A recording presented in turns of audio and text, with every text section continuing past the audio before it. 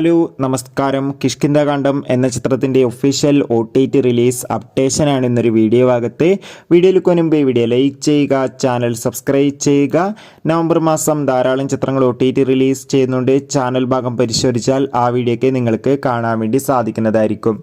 ആസിഫ് അലി, അപർണ ബാലമുരളി, വിജയരാഘവൻ, ജഗദീഷ്, അശോകൻ എന്നൊക്കെ പ്രധാന കഥാപാത്രങ്ങളായെത്തിയ ചിത്രമായിരുന്നു കിഷ്കിന്ധാകാന്ഡം. ചിത്രത്തിന് ഒരു മികച്ച വിജയം തന്നെ സ്വന്തമാക്കാൻ വേണ്ടി സാധിച്ചിട്ടുണ്ടായിരുന്നു. അതുകൊണ്ട് തന്നെ എല്ലാ സിനിമാ പ്രേമികളും ഒരേപോലെയായിരുന്നു കിഷ്കിന്ധാകാന്ഡം എന്ന ചിത്രത്തിൻ്റെ OTT റിലീസിനായി കാത്തിരുന്നത്. ഫൈനലി ചിത്രത്തിൻ്റെ OTT അവകാശങ്ങളൊക്കെ ഡിസ്നി പ്ലസ് ഹോട്ട്സ്റ്റാർ എന്ന OTT പ്ലാറ്റ്ഫോം സ്വന്തമാക്കിയെന്ന് കൺഫേം ആക്കിയിട്ടുണ്ട്. സാറ്റലൈറ്റ് അവകാശങ്ങൾ ഏഷ്യാനെറ്റുമാണ് സ്വന്തമാക്കിയിട്ടുള്ളത്.